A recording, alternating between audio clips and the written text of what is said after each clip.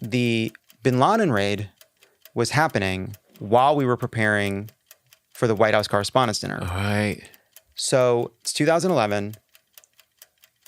The president has to go give his joke speech, which for me is my most important. This is the moment for the country. Yeah. This is why we have a president. Yeah. As far as I'm concerned, we got to get this right. And by the way, like this is the third time he had done it, and he was crushing. Right. You know, this is now season 3 White House Correspondents' Dinner. I know. He crushes year 1. He crushes year 2. Fuck. Yeah. You know, and I feel really proud of the fact that I'm in here. This is partly what I do, and he's the best at this. We're going to crush it again.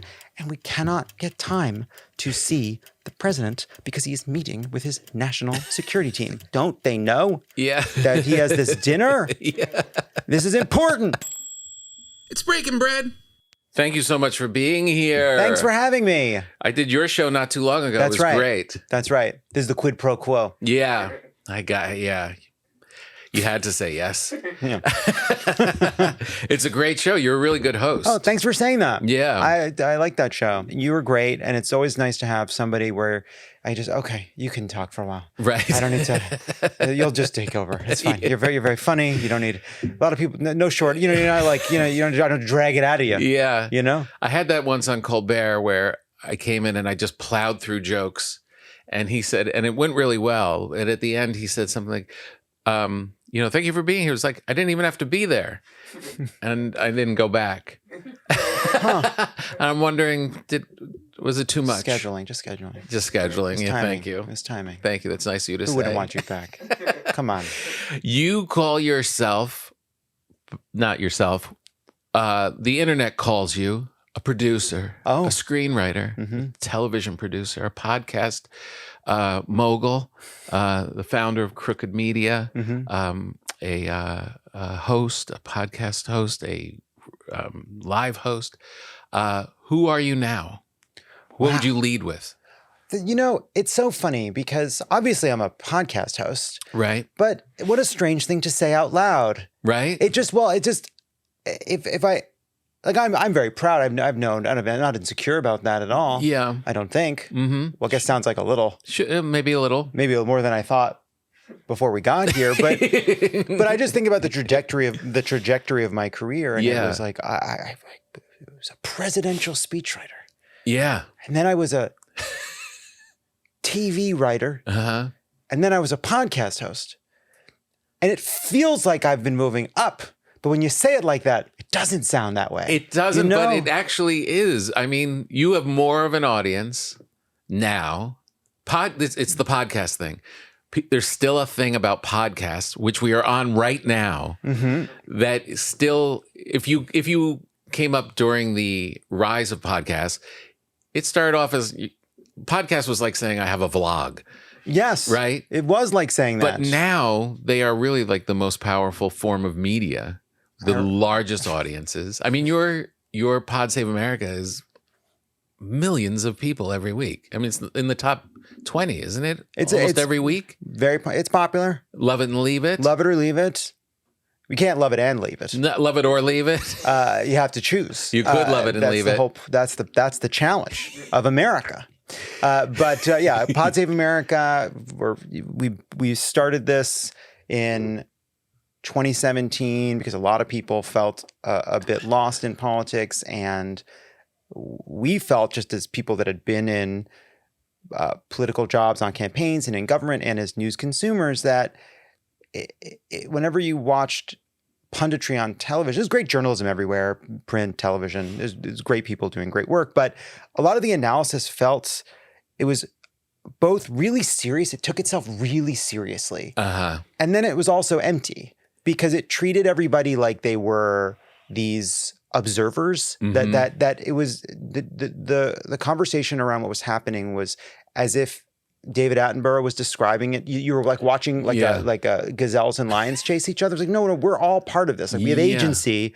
Why are you treating us like polling and how is this being perceived? And is this going to work? Is this not going to work? Like the viewer is going to be one of the people that is going to be somebody that determines whether it works or not. They're going to make choices. Right. And so we started Pod Save America, and it really took off. And there were a lot of people who felt like we did. And so in the years since, we've been trying to build something that feels like a home for everybody that wants to be part of a pro-democracy movement, from former Republicans who are anti-Trump and anti-authoritarianism all the way to the far left, who think Mamdani is a conservative. Just like we want, like basically, if you believe in small L liberalism, just good old fashioned democratic principles, like there's a place for you with us. Right. Yeah, and mission accomplished. And I think you should be proud to say podcast host. And I think am. because they're also really great. And they are. And you kind of have this thing, just the way you described it, of like you're all going to be involved and you're going to be voting and all of that stuff. As a comedian, that's another thing that you're listed as a comedian. As a comedian who does not really hang out publicly in politics, the thing that we always get back, all comedians, if you ever mention anything, if something happens and you have to mention something, they always say, like, stay in your lane. You stay out of politics. That's not why we're here for you. These are all the bots writing it. Yeah. But the reality is we're all immersed in it all the time. There is no lane if you are living in a country that's affected by all of this. Yeah, I think that's right. Well, look, like, it's funny, like, stay in your lane, leave politics to the people that know what they're doing, to Andrew Schultz and Joe Rogan.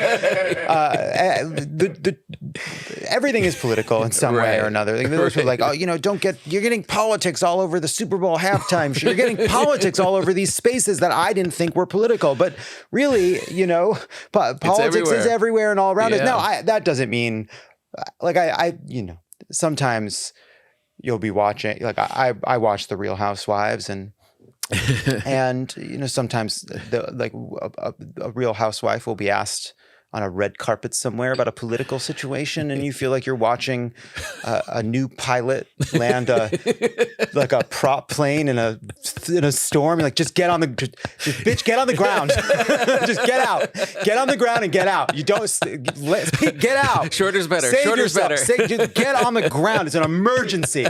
I don't care how soft. Get on the ground. It's getting worse. And so I think there's plenty of times. I want to turn my brain rocking back and forth. Like, I want to turn my brain off too. But, sure. But but it's hard for it to. I mean, even like at home. Like, we just have my parents over and for the week through the holiday, and everybody's on the same page. And my mom is just give her an opportunity to say something about Trump and she's on board. If too much time goes by where no one has given her, like, hey, what about ICE or whatever, she'll be watching something like the Macy's Day Parade, as she was with my daughters, and saw a balloon and said, and it wasn't working, it was probably Trump. Like, she'll bring it into it. You know what I mean? I'm like, so I need to turn my brain. I'm like in this all day. And I have all these different ways of not talking about it now.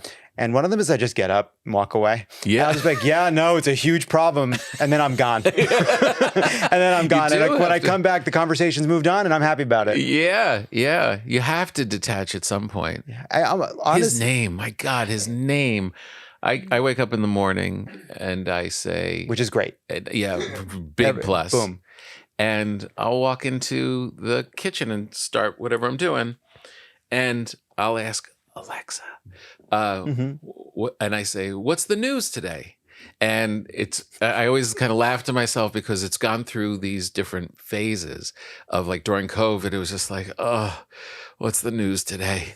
And then, like, the election is, what's the news today? And then sometimes you try and just, come on, what's the news today? And try and, like, kind of lift it up. 9 times out of 10, his name starts the response. And it is so exhausting. Yes, it will be hard to explain. I hope. Yes. I hope it is hard to explain. Right, one day. How much space this man occupied in our collective consciousness. Yeah. And I do hope it is also hard to convey how dangerous and stupid it all felt. that it manages to feel both really quite important and powerful and nerve-wracking and dangerous, and also as dumb as it could possibly be. And that these are somehow tied together, that the danger feeds the stupidity feeds the danger. But I hope that's It'll confusing. be hard. I hope, because if they understand it, if it makes perfect sense to them, oh no. Yeah, right, exactly. Oh, no. We've been in a couple decades of whatever spit us out. Yeah. I know. My wife told me to ask you, when is she going to feel better? Yeah, it's like, when will it calm down? I mean, during the Biden administration, say what you will about I don't care about any of the topics, any of the thing, him as a person. It was calm. Presidential politics was not the first thing on everybody's mind. You could go a couple days without talking about politics. Yeah. Which was normal, which was Obama, which was Clinton, which was Bush. It was like, this is a different thing. I do sometimes think that Joe Biden, who was perfect,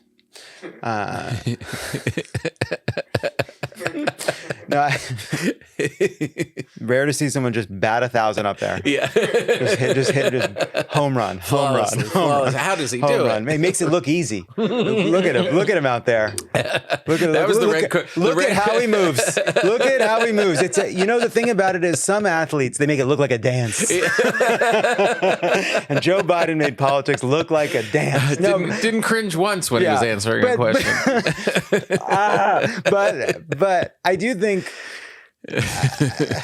he did pay a price for this feeling as though, like, after the pandemic we were all supposed to feel better and we didn't. Mm-hmm. There was a long tail to it that we went through that glorious summer where everyone was like, the vaccines worked, we're free, and then we had to go back in our houses. Mm-hmm. There's a lot of resentment about that, a lot of mistrust about that, and we were a traumatized society from both the Trump years into the pandemic, and people are honking their horns more, driving crazy. People are throwing things at each other on the airplanes. You got the Secretary of Transportation now saying, just be nice. Something is like really broken. And he said things were going to go back to normal. He said he was going to restore the soul of the country. And he won. Why don't we all feel better? Why does it still feel so tense? Yeah. And so there was a little bit of, I think, kind of a traumatized society taking it out on the people in power and heading into the election that turned out to be him. Because you're right, like there was a way in which Trump did fade into the background, but whatever brokenness allowed someone like him to get into power and whatever sourness and anger and frustration followed us from the pandemic, he was held responsible for that too, Yeah. It's definitely, in general terms, I think it's such and the pandemic was one kind of indicator of it. We're in such a flux. The world is changing. Yeah. Things are changing, and change is tough for everybody. I've never sat on that side and done the podcast. And if I did, you're looking at people that'd be freaked out. It would be hard for me to sit over there and be over here. And the world is, don't move. Okay. And the world is, AI's coming in. Which is great. People don't see each other anymore, and malls are weird, and schools are weird, and we are in this very traumatic period of change, and it makes it very unsettling. You throw on top of that a leader who likes to make things even more unsettling. That's why everybody's bonkers. You really, that role at its best is just to give us someone who's going to tell us everything's going to be all right, and he has no interest in doing that. Well, he is. When you're boarding a plane, and there are boarding groups, and you look down at your card and you see you got boarding group 4, and the airline's enforcing the rules, and they call 1 and 1 boards, and somebody from group 5 goes up, and the person at the gate agent says, not yet, and then you wait, and then they call boarding group 4, and you go up. And you wish you were boarding group 1 sometimes. You're mad at those people, but you know what? That's life, and you're following the rules. But then you'll go board a plane and they'll call group 1 and you'll look at your thing that says group 4 and then you'll see them letting group 5 people on. And now there are 2 groups, winners and suckers. And you're standing there deciding, like, am I someone who's going to try to uphold the rules-based order on behalf of an airline that doesn't give a fuck if I live or die? Or am I going to just get on the plane because I want my bag to go in the overhead? And if these people aren't following the rules, I'm not going to either. And whether it's the financial crisis, the lack of accountability there, the inequality that's spread over decades, the way in which we're in each other's faces now, we see unfairness more. It's more we're more present. We see we see people doing wrong all the time. It's like we're one small town now. Whatever that is, that idea of there are winners and there are suckers is a big part of where Trump came from. And ironically, that impulse that like we need to tear it down and nothing's fair and everybody's corrupt, that wasn't true. Like there are huge problems in our society, but he makes it true. Right. He pardoned a guy, a grifter who did a $1.6 billion scam, didn't just commute his sentence, wiped away the $15.5 million in restitution. Now, there'll still be a civil case, but what on earth is that for? Why stop the restitution today? That happened today. Pardoned a guy doing deals with his son on crypto. He is pardoned a drug trafficking Honduran leader this week. Even as he's claiming that he can blow up boats from the sky because they're so dangerous and such a threat. So the corruption and unfairness, the sense that he's making, he somehow emerged from that feeling that nothing is fair anymore and then makes it even more true than we could have ever feared. It's so true. When he gave that first inaugural speech and, you know, that when Bush turned to Hillary and he gave this dystopian, we're there to, new president, future, America. And he went into dark, dark waters and Bush turns to Hillary and goes, that was some weird shit. We're living in that weird shit. We really are. We really are, man. Really weird. I think it blows. It's not great. I baked your bread today. You did? I did. And I made it last night, shaped it all last night, put it in the refrigerator before my radio show this morning. And my little robe went up, heated up the Dutch oven around 7 o'clock this morning. With you on my mind, and here's your bread. What kind of bread is it? This is a sourdough country loaf. What makes it country? I think what makes it country is putting some whole wheat into mixing in with the all-purpose. And how long have you had your starter? And I've had my starter for 11, 12 years. Wow. Yeah. And and it came out great. So what do we go in? What do we do now? It's your bread. It's just my bread. Your bread. You can take it home. You can throw it out. You can do whatever you want. I'm not going to throw it out. I'm going to eat it. All right. I'm going to eat it. I just didn't know what the custom was here. I didn't know the culture here at this Italian place. Once in a while here at the trattoria, people will be really hungry and they'll look at. I'll notice they're distracted during the interview and they're like, "Can I eat it now?" I'm like, "You can do whatever you want. It's your bread." Because I want to be a good guest, but I also want to be a good guest. Yeah. And in one sense, I should try it and say, my goodness, fantastic. Or you can text me later. I'll text you later. Yeah. But on the other hand, you don't want to eat while you're on the microphone. I'm a professional. It's true. And one thing I've learned over the 8-9 years of podcasting is people hate when you're eating during it. They really do. And there's been a couple of people even recently that have come out with shows where they're trying to do the eating. And I've seen it. Looking back through YouTube, the other iterations of we're going to have lunch and we're going to talk. You can't. You just give someone a gift and keep talking. Right. There is something. It comes along. There is this great pull towards we're going to record a great dinner conversation, but it turns out it's totally fine as long as you're also eating. Right. Yeah. Exactly. But if you're not, no. Mouth noises, and my parents came to visit, as I said. It was a lovely visit. They're 80 years old. So nice to have them for the week. And I really, you want to do right by your folks. Of course. And you got to show patience. And this time I did not have to show patience. It was just happening. It was very nice. Wow. Till the last night when my father, I don't know how he's able to do it, but he turned all of his mouth noises up past 11. And as we were trying to watch the last show together before they went to bed and then took off for the airport in the morning, just a lot of... Now, what do you think? So, how old are you right now? I'm 54. So I'm 43. Your parents are 80-ish. Yeah. You're not making a lot of mouth noises, certainly not right now. Not right now. I'm pretty sure I'm not, even when I'm watching haven't television. heard one. And especially when I'm alone. When I'm alone watching a show or with my partner watching something, I don't think I'm doing that. So yeah, I love what is going to happen inside of us? Or is it there's two things going on.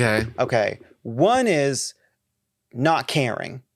Yes. Right? And so, but I don't think I'm stopping myself from making all kinds of noises out of manners or decorum. So at some point, something is going to start decaying inside the corpus, inside the machine. The gears are going to start, the teeth are going to wear away a little bit.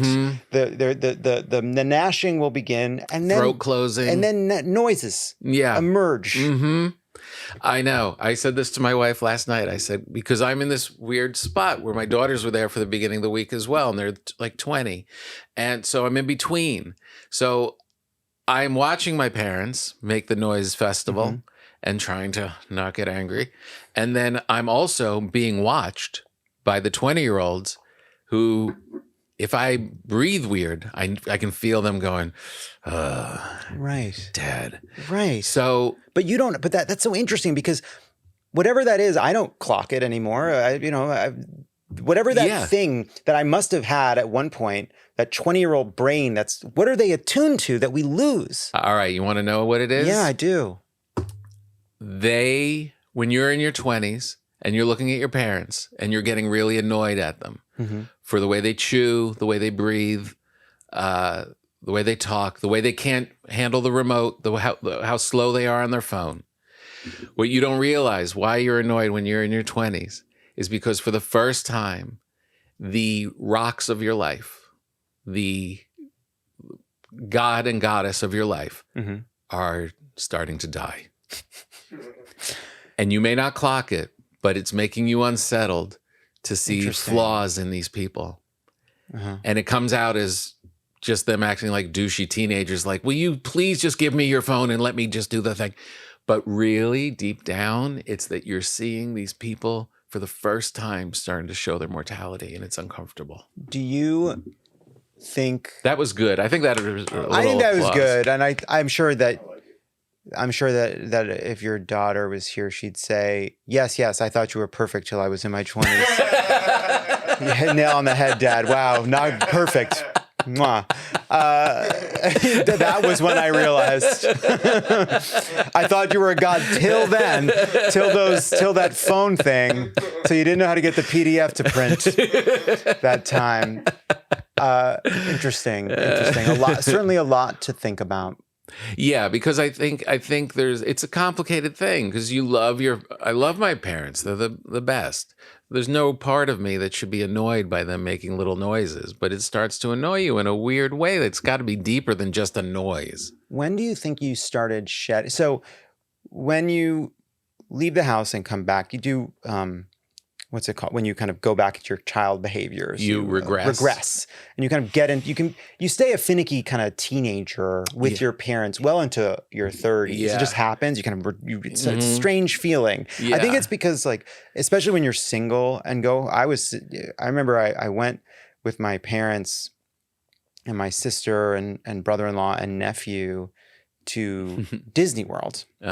And 1 kid to 5 adults is not the ratio. You need more kids. It was just it's good that there's a kid there. Yeah. It justifies the whole enterprise. But the ratio isn't where you want it. There should have been more children because I should have children, or according to the rules. But I don't.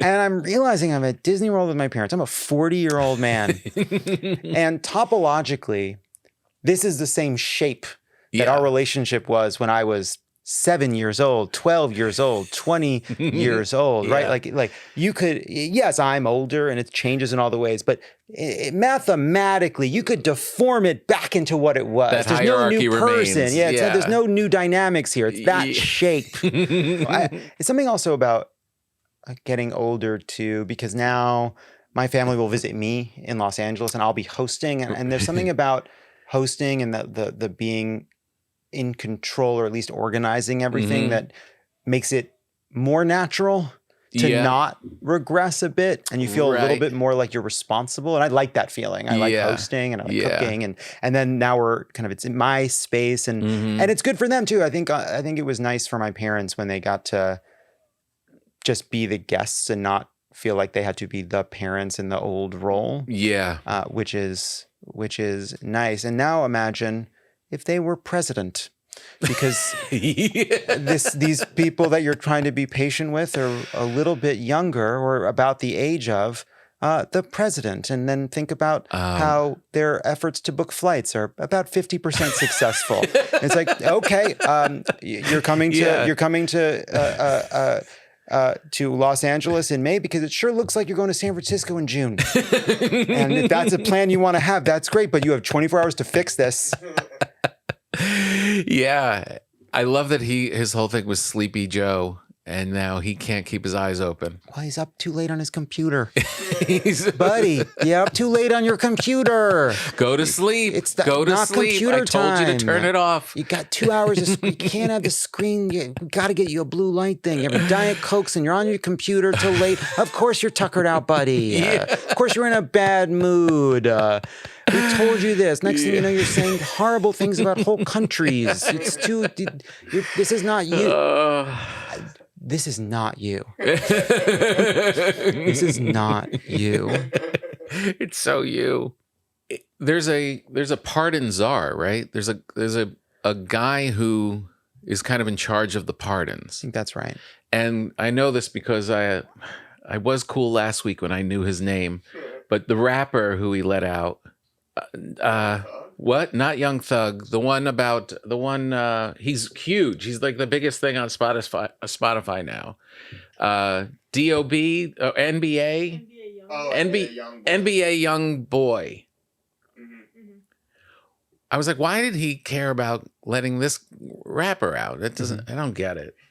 And it was because the czar, whoever isn't making the deals to get people out, his lawyer, it was just a matter of this rapper getting a lawyer, changing lawyers to the lawyer who could deal with this lawyer who could get him out. It was just a transactional. The amount of corruption in this pardon process now, first of all, the pardon power has always been kind of dumb. Like I think it's always been kind of weird. It's sort of the justification for it is strange. I think it's good if a president uses it to clemency for people that were convicted of nonviolent drug offenses, people that have extraordinary stories that have made amends in some way. But the logic of it is confusing. Like, why does the president have this specific power? Also, it's from a time when the country was a tenth of smaller, and so you could actually kind of deal like, what's like, we're 330 million people, got the biggest prison population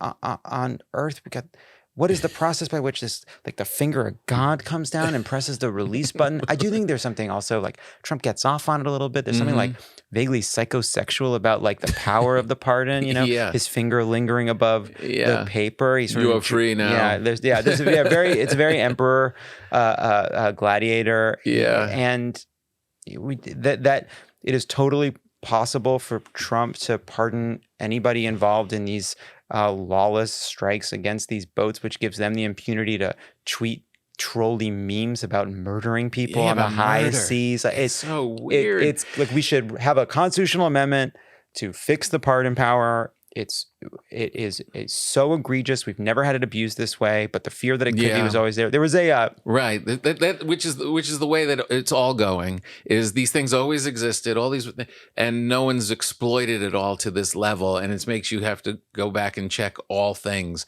and put like a new code on. We have to change the alarm system on all parts of government now. Totally, and there's two things. Like one, yes, like we got to go through and make sure we get all the locks checked, and we have to do all of that. that. But also, on some level, yeah, people have bent the rules, and presidential power was growing under both parties for decades in a way that I do think was dangerous and put us at risk.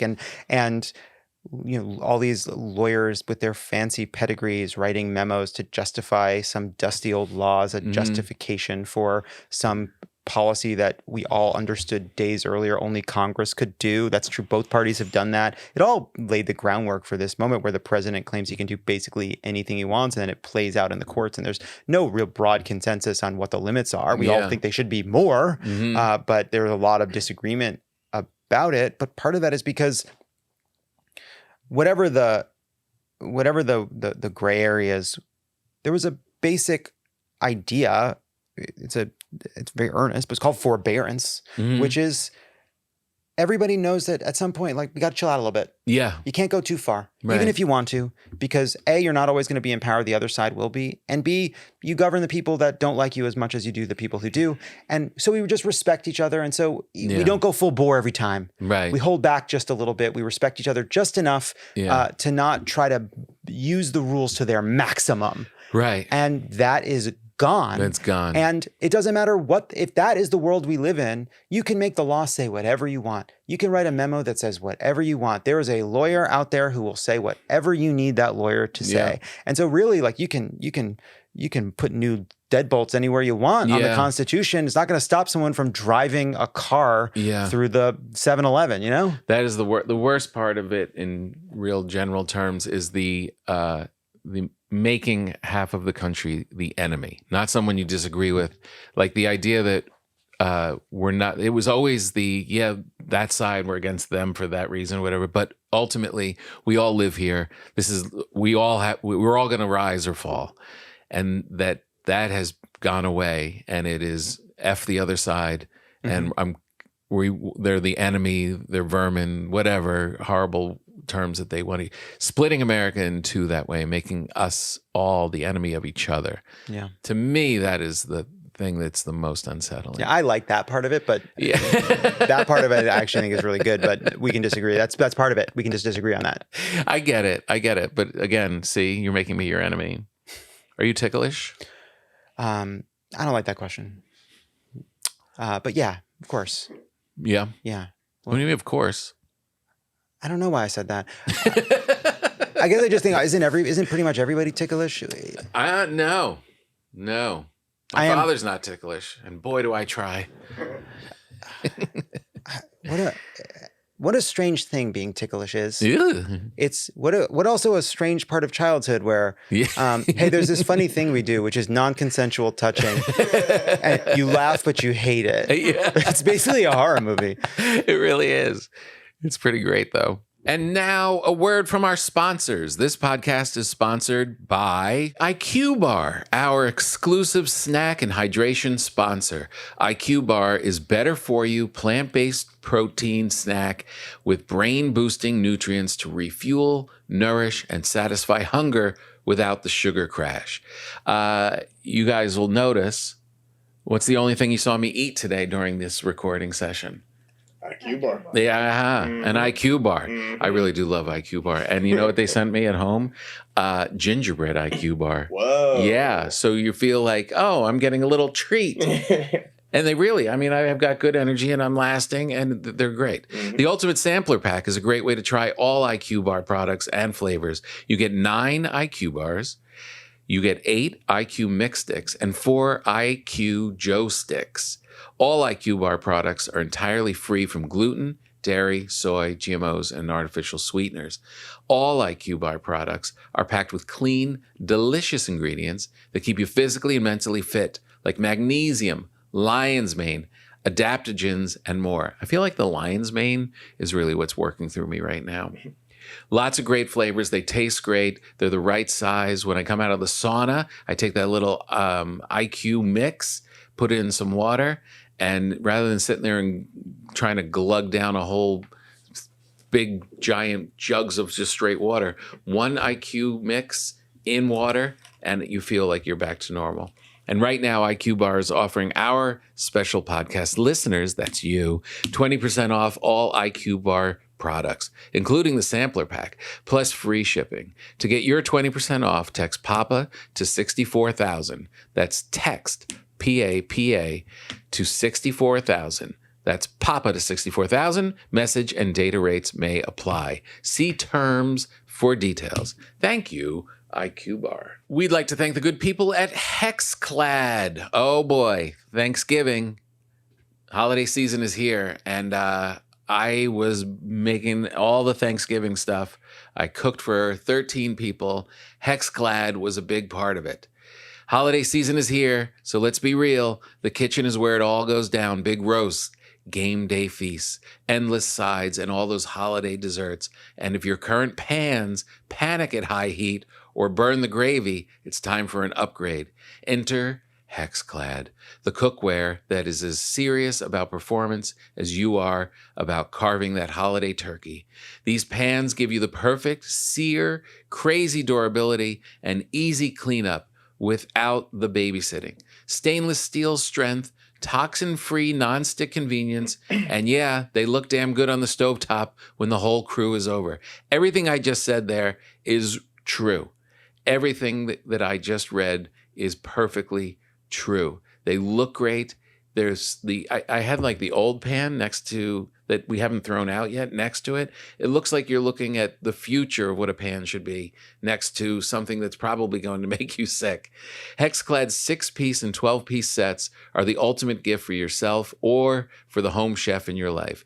Whether you're starting fresh or going big, these bundles cover every dish, every craving, and every holiday spread.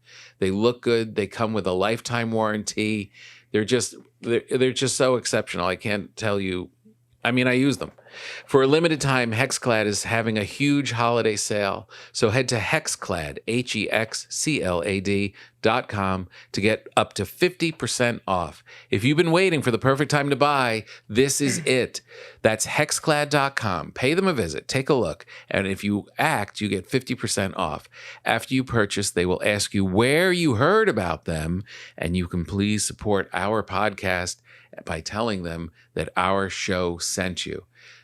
If you are in the market and want to upgrade the stuff that you have in your kitchen, I'm telling you, Hexclad is it. And the good people at ExpressVPN. Going online without ExpressVPN is like leaving your laptop unattended at the coffee shop while you run to the bathroom. Oh.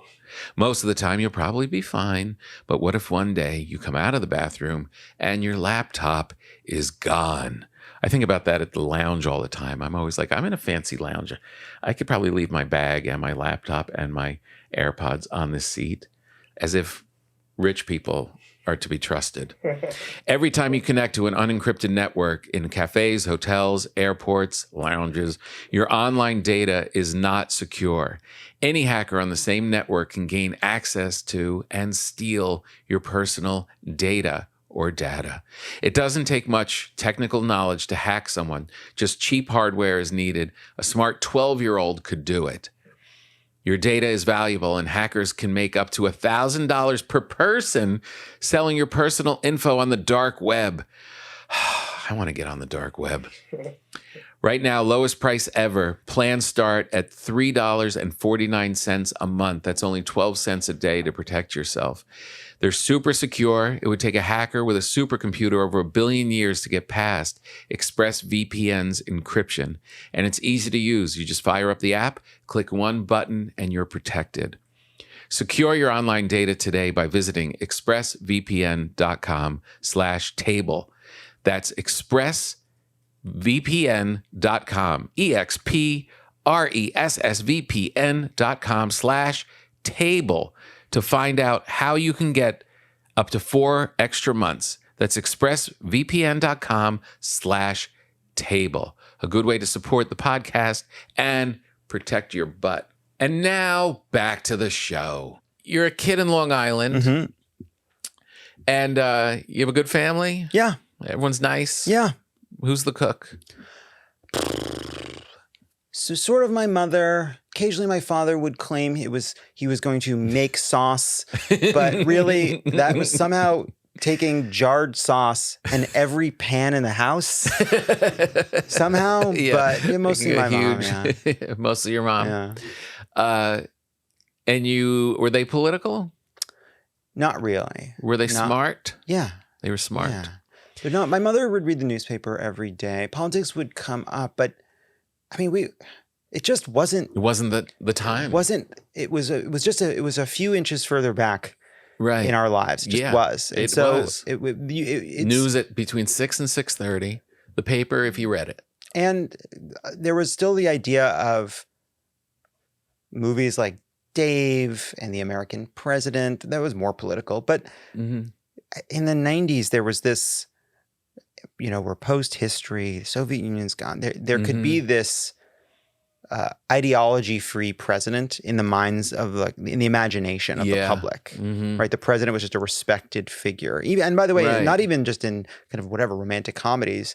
I think of the Clear and Present Danger universe and those kinds of movies where the president is just a very powerful figure with some kind of agenda, but it's not. You don't necessarily need to know what the politics are. No, it was more like a human leadership role. Yeah, than an agenda. So when do you become politically, because you're of that era? Yeah. Were you forced into it by the times as we all were? No. Because when did you write speeches for Obama? How old are you? 27, 26, 27. Yeah. That's young. That's when I started. So I got into politics. Looking back on it, It was so long before I really thought about, what do I care about? What do I like to do? What's fun for me? It was much more my own experience. Just I didn't know how to make it important in that kind of way. I really was about, what am I good at? What will lead to success? Which really meant what would lead to praise and prestige and recognition for my being such a smart little boy. Right. I just wanted to be praised, a little smart little boy. Yeah. And politics was a way to do that because I could do these after school activities where I could write little speeches or do an event in speech and debate called extemporaneous speaking, where you take on a political topic and make an argument. And I was good at that. It was actually a perfect event for me because you're given a topic, you have 30 minutes, right? You must prepare it on the fly. So all the ways in which I was a undisciplined, careening mess fell by the wayside because I had 30 minutes and I could just use the good parts of my brain, which is the part that could very quickly assemble things. I'm a very quick writer when I get into it. I just do a lot of meandering and ADHD avoidance before the pressure inside rises to the point where my fingers touch the keyboard. Yeah. It needs to be aggressive. There were moments where I am a speechwriter in the White House, ostensibly a job, as serious a version of that job as could exist, one might say. And it would be the moment where I must start this speech right now, or I am completely fucked. I must deliver something to the literal president. I gotta take a little nap. I gotta lay down and close my eyes so that when I wake up in 15 minutes, I am filled with such dread and the time is so tight that there is nothing that can stop me from putting aside my fears of that I'm not going to do a good job or that I I'll screw it up in some way and just I have to do this, so I will do this. Right. But that was my way all the way through. Crazy. And you were always that way, with school assignments and all that. Always. Are you funny at that time? Also, as a kid, when you were in high school, do you have an eye on comedy at all? A little bit. I think it is hard. There's something about, I don't know if you feel this way about moments of stand-up when you were much younger, but there's this feeling where you cringe and look back on your oldest stuff because you see yourself trying too hard and it's just not good enough to justify how hard you just don't have it yet. But you're trying so hard, that fake confidence, you're putting on this show of confidence. You're not asking for help. You don't know what you don't know, but you're powering through it. You're trying so hard. I think that was my way. And I think with interpersonally as a writer, that was very true of what it meant for me to be funny or not funny. I just wasn't comfortable with myself. And so insecure, and so just too much. You're just doing too much. But then you think, well, maybe you have to be the try-hard version of yourself to get through that period of immaturity and inexperience to get to the parts where you're going to try the right amount, or still probably won't too hard. But you should always maybe try too hard than not enough. But are you funny with your friends? Yeah, I think so. Yeah. Having friends for me there was an archipelago in an ocean of not having friends. There was a lot of no friends time for me. I struggled. I mean, I think I was a pretty sad kid. And I was closeted. I didn't totally understand that. I struggled, and I think that made me hard to be around. I also, you're coming on strong. I'm not very good, and my social graces to this day remain a work in progress. And so I had periods of time where I had like great friendships, but there were also a lot of times where I felt pretty lonely as a kid. Yeah. Yeah. And so then all that energy kind of goes into reading and work and politics. Like all of that college. Stuff. You thrive when you get to college because now you can actually do work and Well, I think I started coming out of my shell and getting more comfortable in my own skin. I came out of the closet. What age? I started like between 17 and 18. Oh, okay. So I was starting as I was going to college. Yeah. But it still took me time. And even coming out, you're still grappling with a lot of the feelings that you had that you didn't process. I remember I was actually in the White House and President Obama was giving Ellen DeGeneres the Medal of Freedom because of how she treats her staff. And but I'm now haven't thought, it's been, I don't know how, 15 years since, or maybe more than a decade since she had come out on the Ellen show. Mm-hmm. And I all of a sudden like had tears in my eyes. And I realized, wow, when Ellen came out of the closet on television, that was so important to me. And I never said a word out loud about it because it was a completely private experience of how much that meant to me and how much she meant to me and how emotional I was. Experienced it alone, told no one, moved on with my life. Right. She's then the doyen of the morning. Yeah. I'm going on with my life and hadn't thought about it. And then I see Ellen getting this award and I realized that meant a lot to me. Right. Never even talked about it. Amazing. And so there are a lot of things carrying that there's a lot time. of things like that for gay people, I think. Yeah. It's so guarded. Yeah. For such a long time. Mm-hmm. And it's amazing just talking with people now, like as a straight person, I'm like, oh, but now it's easy, right? Now it's like, now you can the world is so open now. And it's like, Well, it's funny. What I realize now too, looking back on it, and I do think this is something where we're still not fully aware of it. Yeah. Is it's also around like we call it a sexual orientation. It's about attraction and romantic relationships. But what are you prevented when you're in the closet? Like when I was a 15-year-old in the closet, I promise you, telling people I was gay was not what stood between me and having a boyfriend. I was an undateable menace. Like I had and I was not, I had like no capacity for any kind of romance. Like what? Like, so what was I actually hiding? And it was yes, that I thought that, I thought male movie stars were hot and I didn't care much for the female movie stars. Right. That's not important in your day to day. Right. It's that my voice has a little lilt to it and I like Broadway music and, I want to wear pink sneakers, like the ways in which really what a lot of being in the closet is for boys is hiding, not that you're gay, but that you want to be a bit feminine. Right. You change your voice and we still do that, right? Like there's still a stigma around being feminine as a man. And you get over that. You are the most feminine man I've ever met. And that's a beautiful thing about you. That's often, see, even saying that, there's like a, even just making that kind of a joke, it's like, calling, like saying like, you know, like it's like a haha, you know, like there's, right. That right. So there's the idea around being, I mean, when you go, even to this day, it was just, as we're recording this, we were mere days after, of course, a signature event for all of us, which is Cyber Monday. We all it was big. know Cyber Monday. Big this year, yeah.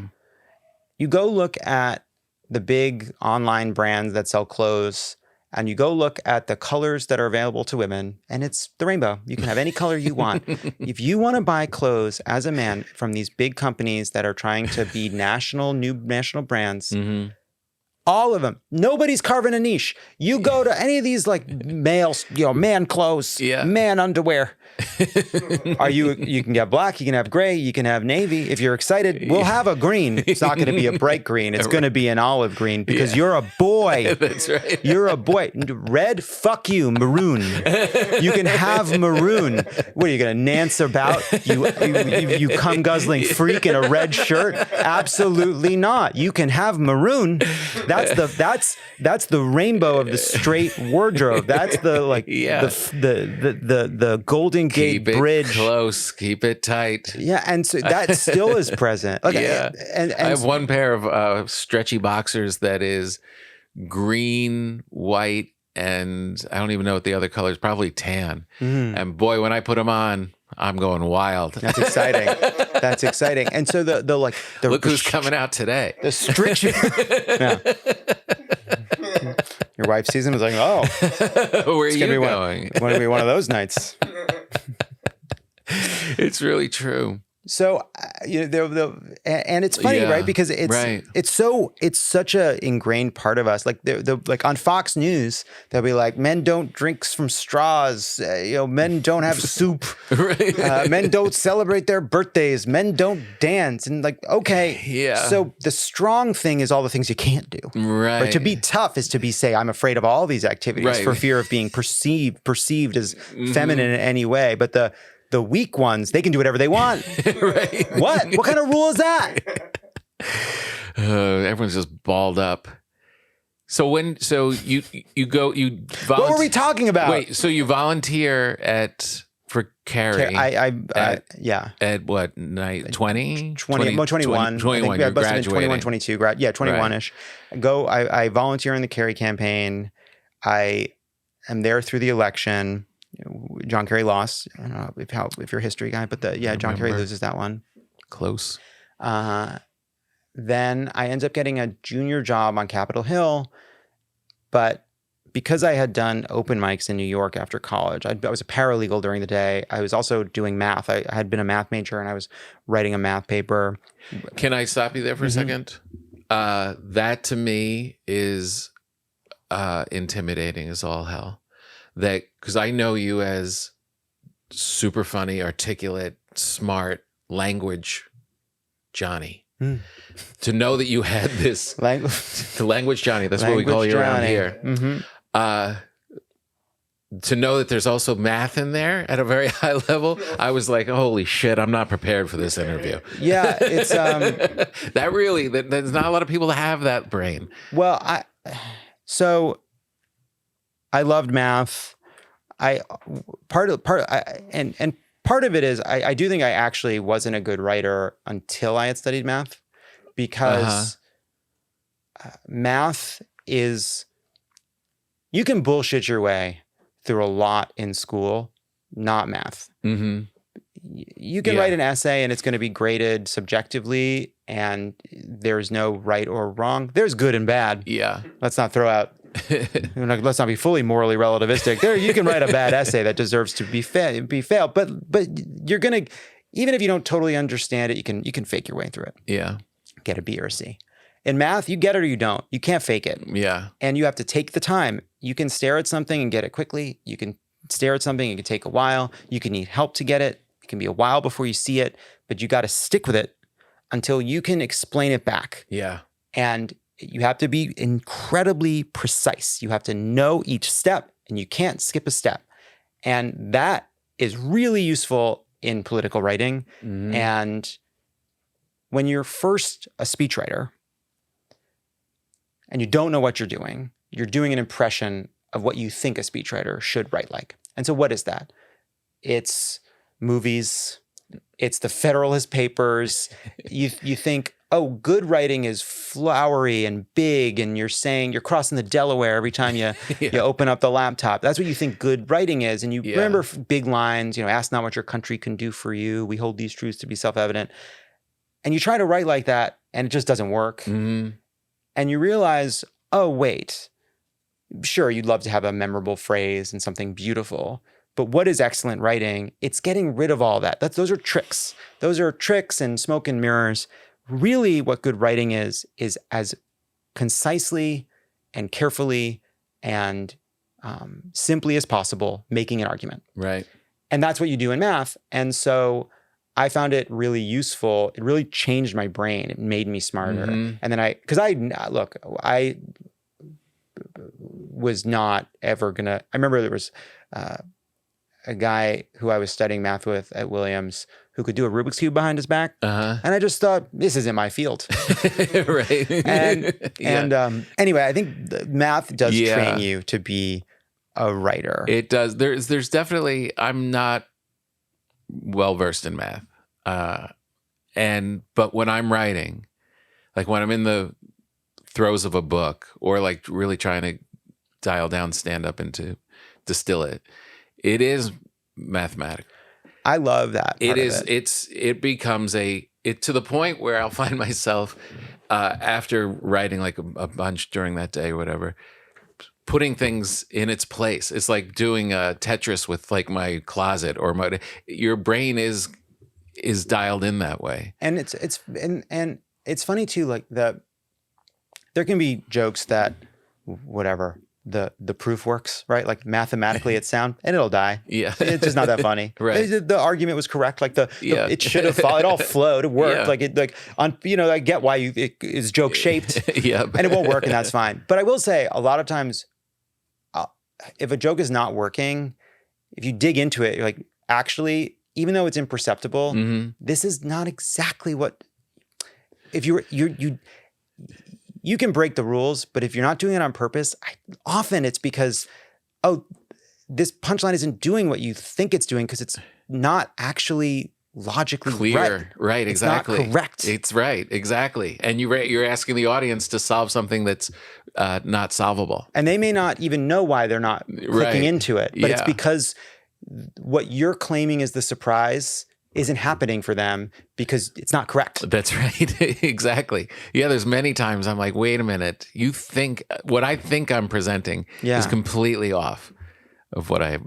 So what's the weirdest thing you did in the White House? So are you alone in the White House at times? Never really alone. Can you wander the halls? You can wander the halls.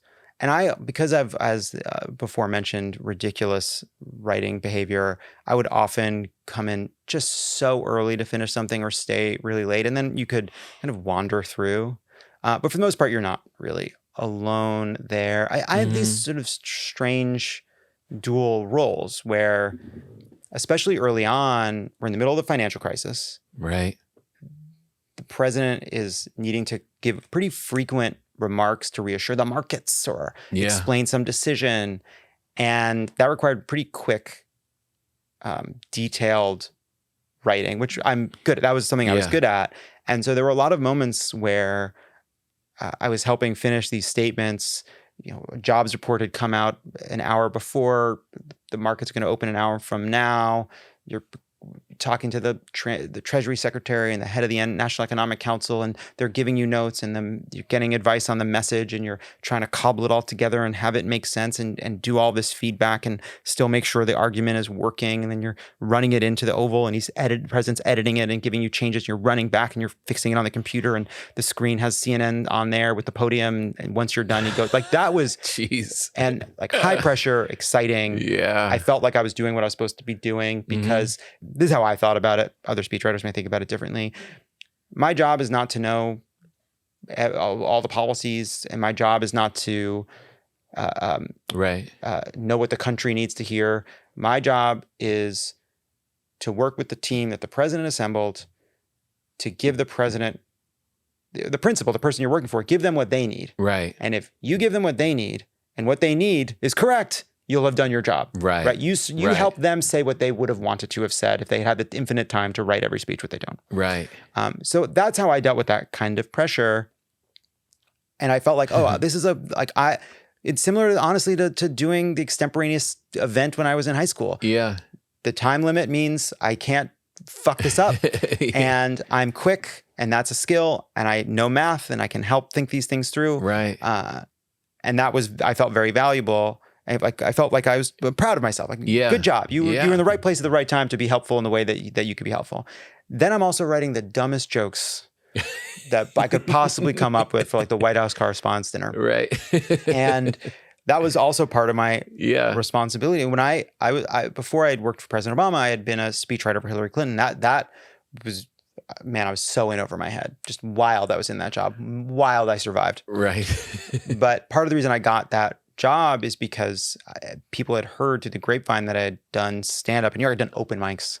But it's sort of, it's like a unicorn just walked in. Well, it's like comedy in DC. It's like the old joke, like when you're a painter, show up sober, they make you foreman. That's the old joke. Mm-hmm. And so, I can write jokes. I'm in DC, like through the ranks I go. Yeah. And there are a lot of funny people, but it's not there's a kind of collection of people that have been writing jokes that are great. But yeah, for the most part, you can write a joke. Get in here. But so I had written jokes for Hillary Clinton, and so then I started writing jokes when I became a speechwriter in the White House for President Obama. And President Obama had incredible timing during these dinners. Mm-hmm.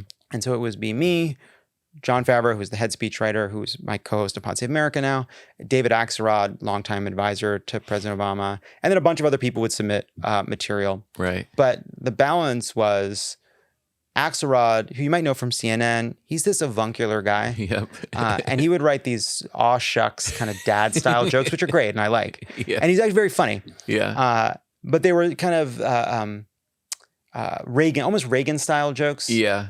Sweet. Uh-huh. And I used to say that the platonic ideal of a joke for me was President Obama knocking the podium over and saying, "Fuck all of you." And the balance between that and the avuncular and the anger, the kind of self-deprecating and the mean, with John in the middle, kind of navigating it and helping shape it. That was some of the most fun and stupid shit I got to do in the White House, including like the visual aids. We made a Hulk Hogan video when his birth certificate came out, a Lion King video when his birth certificate came out. And so when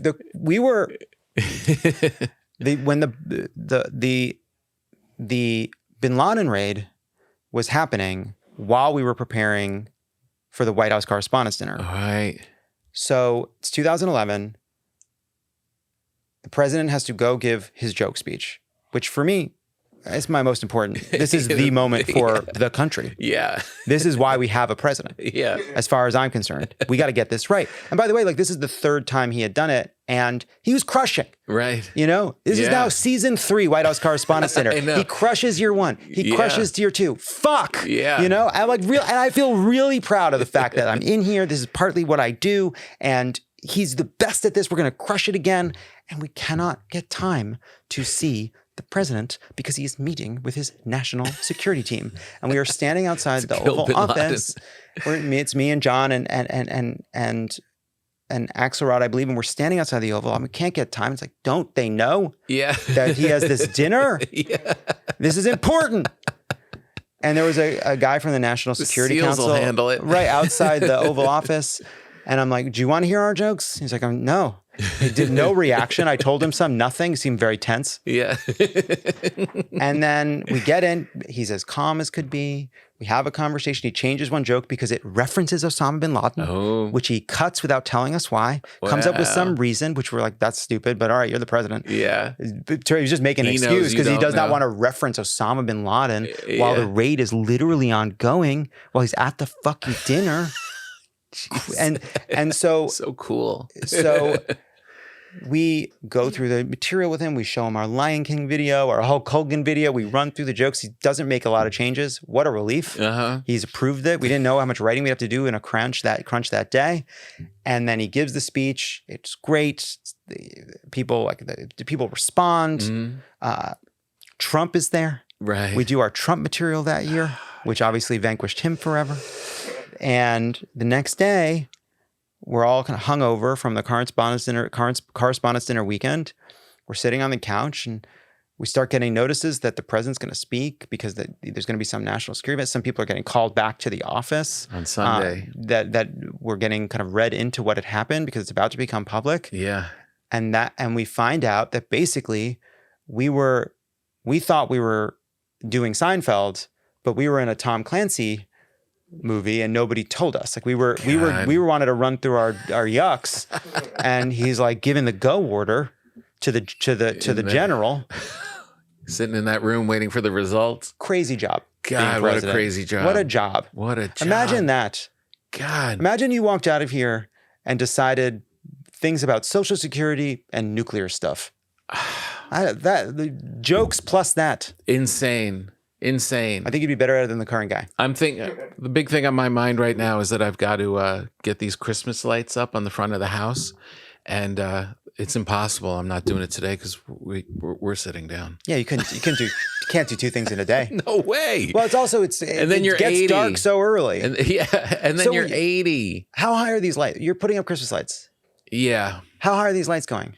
Well, they're high if you pull into the driveway because the house is up there, but I can come out on this ledge and just walk it. Okay. So, yeah. So you're kind of putting them down. Kind of putting them down. Mm-hmm. Yeah. So gravity's doing a lot of it for you. Please don't, but you're feeding on my anxiety. I can't think about this now. You have time. What is it? It's December, as we record this, is December 3rd. Yeah. When's it too late? Probably the 10th. Okay. It is a crazy, crazy job. When you watch what's going on now in that house, do you think it resembles in any way the way things were run when Obama was there and you young speechwriters were running around and all those people were there and there was how different do you think it is? So I don't know. You don't know. I don't know, but you see the results. You see the result. I think it in many ways looks from the outside similarly, right? I know that there are people working insane hours, right?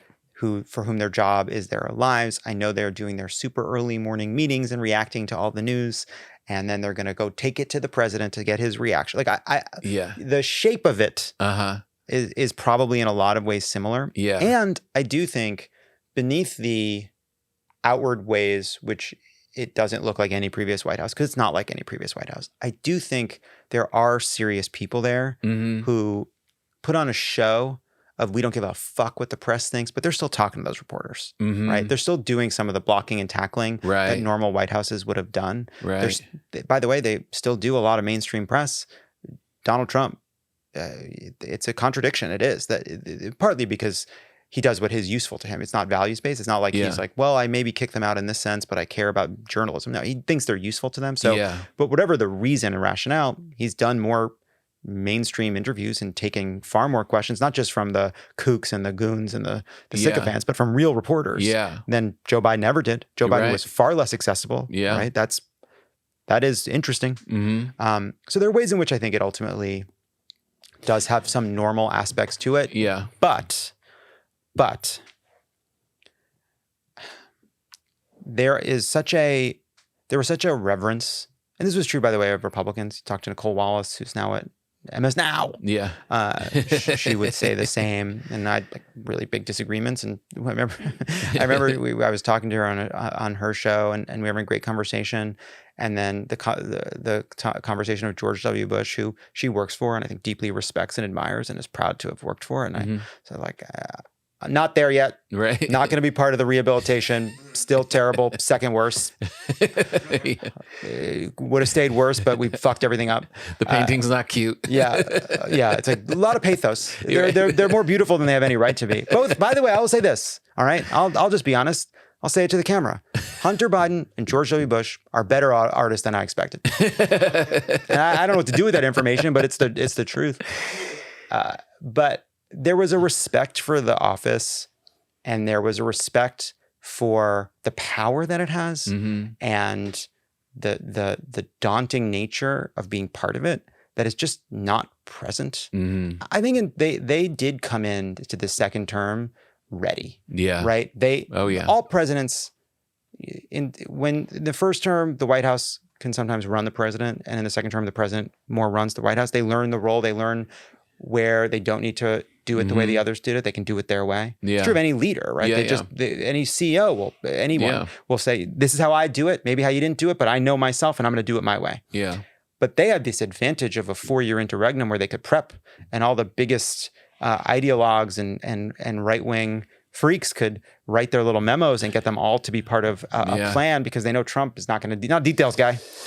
So they came in ready to go. And in some way, that is actually what you want, right? Yeah. That you treat every day like it's limited. So they're going to go really hard. What they're doing is heinous, but that is, in some sense, respect for the role. But there was an understanding that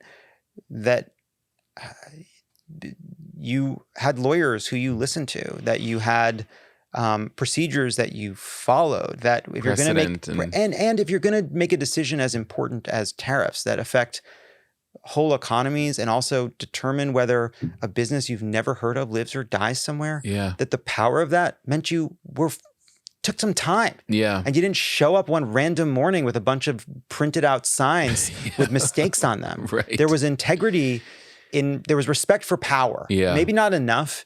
And certainly there was corruption and abuses and pardons and lies and dissembling and disastrous decisions and wars we shouldn't have fought.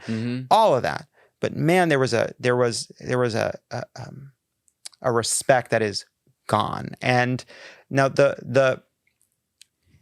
we talk a lot about the ways in which the way Trump feeling threatened and unraveling leads to him being more dangerous, right? Like he loses a vote on the Epstein, so then all of a sudden he's going to go after immigrants even harder, right? Like there's a way in which the worse the more threatened he feels, the worse he gets. But there is another kind of feedback loop, which is the more dangerous and unhinged and aggressive they become, the more it unravels. Yeah. Right? It seems like that. The system does push back. That there are people inside that they're not Democrats, but they're not MAGA loyalists. Right. And so there is a feedback loop where their aggressiveness and lack of seriousness does cause them to lose ground a bit. For the first time, it's starting to feel that way a little bit, where I was quietly thinking, oh no, the system's actually still intact.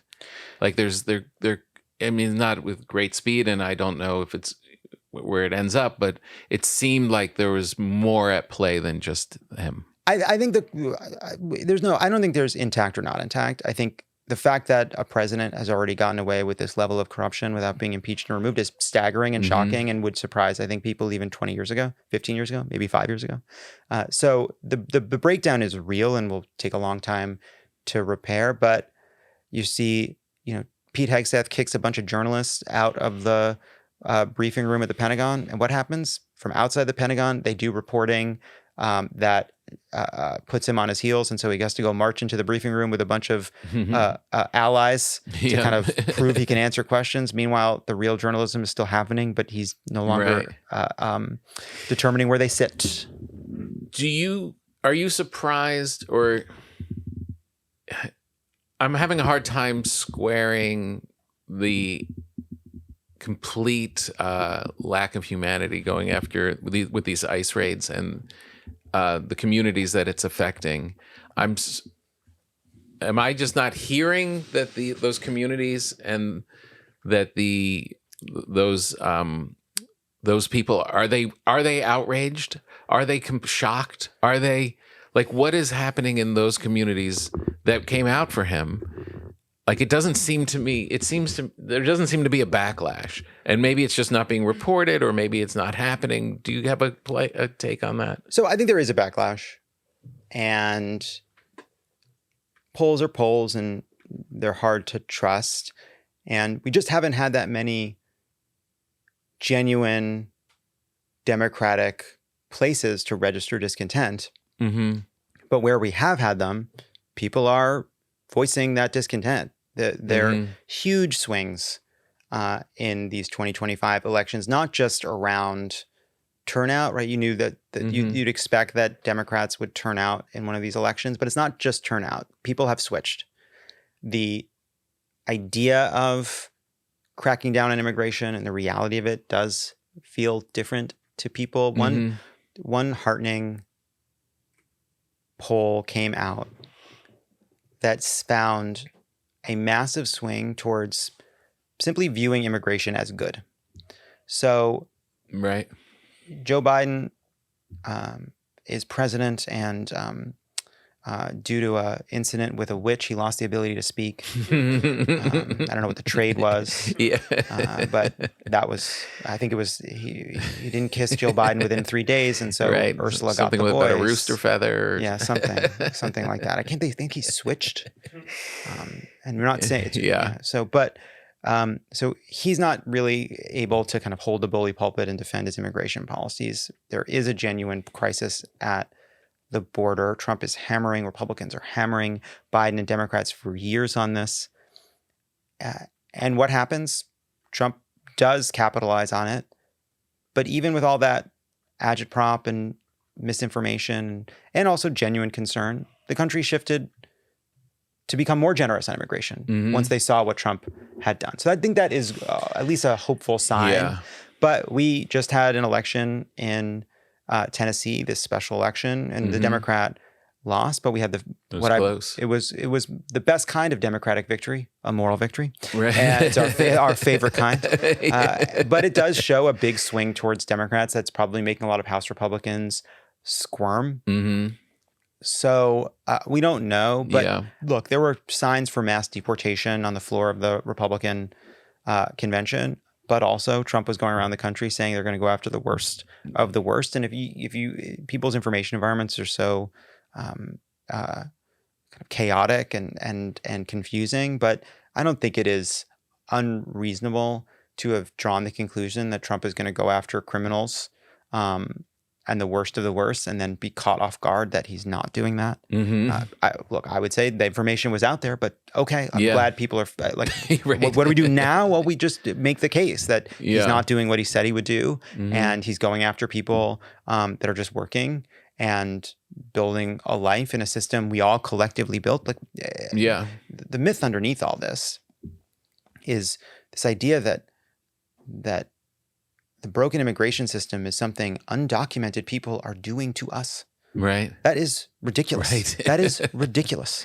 We built this system. Yeah. We have not done anything to fix it for decades. We built a whole economy on the backs of people who had to come here illegally. And every incentive, every policy said you won't be You won't be able to call the police if you're scared. You won't get recourse if your boss steals your money. If you're abused, you'll be afraid to call the police. If you're in danger, if your family's in danger, you'll be a second-class citizen. We won't fix that. And by the way, if you're ever caught, all the pain will be visited on you and your family. Right. You'll be punished. In all likelihood, the company will go on just fine. You're the only criminal here. So take that chance. But we need you. But it's probably better than where you are. and the hardship is making you want to take this chance. And if you keep your head down, you can build a life for your family that is better than anything you could have hoped for. But bad news. We've changed our mind, and we're going to undo all that and make it and make you pay. Right. Not all the people that have benefited in restaurants or had their like homes like had gardeners and landscapers that have been undocumented, or houses built by undocumented labor, or food harvested by undocumented labor. The benefits you've accrued, you'll keep that cheaper produce, the benefits of that cheaper food and life. Yeah. But now we're going to visit all the pain on these people because it's your fault. Yeah. Your show, you're doing like a little version of, is it a spin-off of your podcast? We're just doing a mini-series. Yeah, just a mini-series. But it's called? Bravo America. Bravo America, where you're talking about reality stars and stuff. It's amazing how much that is a mirror to just the culture. Yes. So we've talked to a bunch of Real Housewives, talked to people on Survivor, talked to Olivia Plath from Welcome to Plathville, who escaped right-wing, this like really cloistered right-wing community. Talked to Rachel Lindsay, who was the first Black Bachelorette. They've been incredible conversations. It's on the Love It or Leave It feed. You know, we interviewed Sarah McBride, who's a congresswoman from Delaware, first trans member of Congress.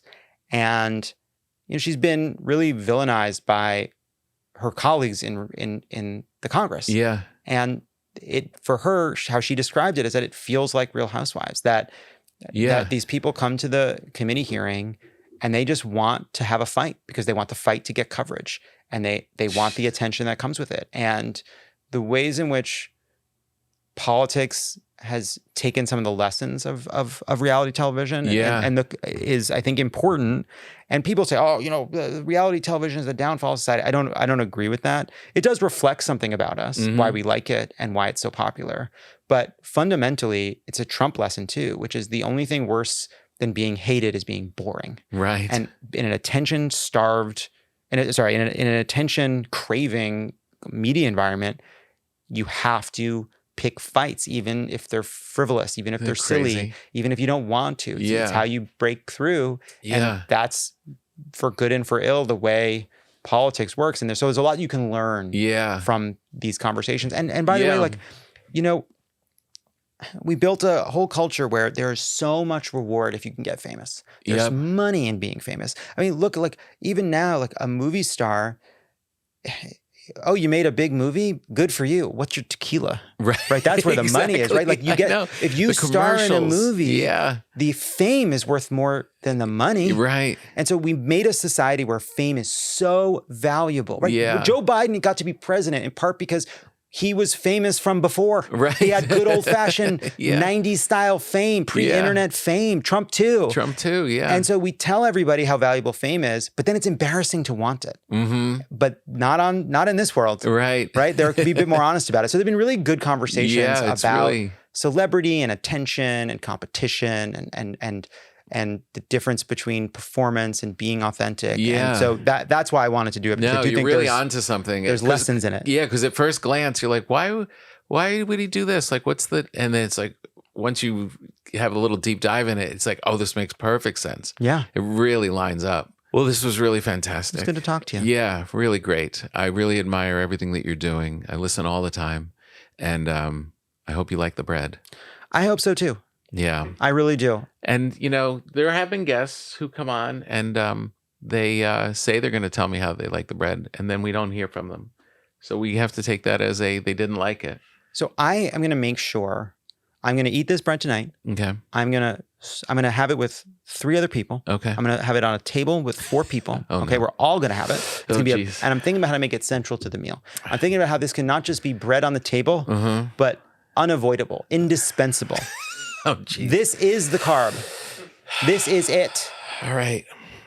Now there's a lot of pressure. Is this over now? Oh, it is now, baby.